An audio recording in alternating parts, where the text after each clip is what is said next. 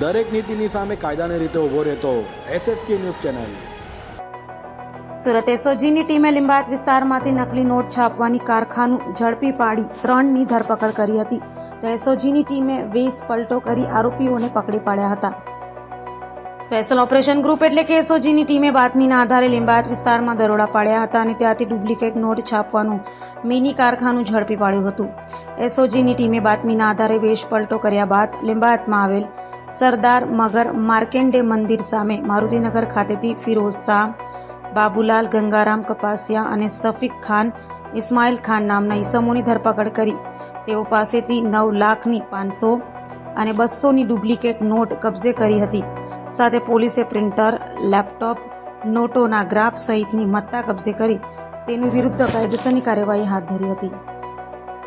સુરતના police commissioner Shri Anupamsinh Gehlot સાહેબે તમામ પોલીસને સૂચના આપેલી છે કે ભાઈ દેશ વિરોધી જે પ્રવૃત્તિઓ કરતા હોય અને જે ડ્રગ્સની પ્રવૃત્તિઓ કરતા હોય એના ઉપર સખતમાં સખત કાર્યવાહી કરવાની એસઓજી બ્રાન્ચને, પીસીબીને તમામને સૂચનાઓ આપવામાં આવેલી। એ અંતર્ગત ગઈકાલે લીંબાયત વિસ્તારમાં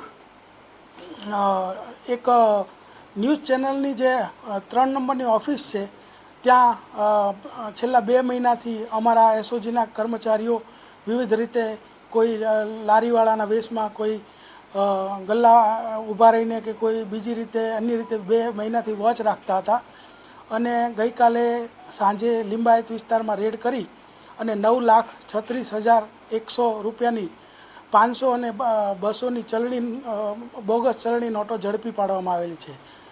આ જે ઓફિસ છે એના જે માલિક છે તે ફિરોઝ શાહ કરીને છે તેને તથા તેના મધ્યપ્રદેશના બીજા 2 સાગરીતો ત્રણેયને ઝડપી પાડવામાં આવેલ છે। એની સાથે એ નોટ જે બનાવવા માટે જે પ્રિન્ટર વપરાતું હતું એ પ્રિન્ટર, એની નોટ બનાવવાના કાગળો, શાહી તથા કટર મશીન અને ન્યૂઝ ચેનલના 2 એના આઈ કાર્ડ તથા 4 જે માઇક હોય છે એ 4 ઝડપી પાડેલ છે। કેટલા ટાઈમથી સાહેબ આ કામ કરતો? પ્રારંભિક જે માહિતી મળી એ મુજબ છેલ્લા 2 મહિનાથી આ કામ ચાલુ હતું અને અમને માહિતી હતી જ એટલે અમે એની વોચમાં જ હતા। નોટ બનાવવાનો ખ્યાલ કઈ રીતે?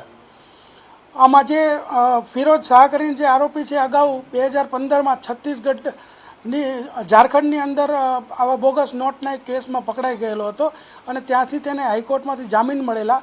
ત્યારબાદ તે અહીંયા ગુજરાતમાં આવી લીંબાયતમાં એને પહેલાં જમીન દલાલીનું કામ ચાલુ કરેલું, ત્યારબાદ એને વ્યાજ વટાવનું લાયસન્સ મેળવી વ્યાજ વટાવનો ધંધો કરતો હતો।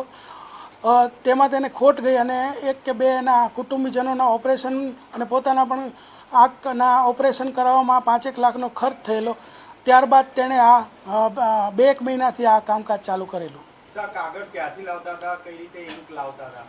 આ કાગળ અને ઇંક જે છે અત્યારે પ્રારંભિક જે અમને માહિતી મળી છે એ મુજબ મધ્યપ્રદેશથી એ લોકો લાવતા હતા।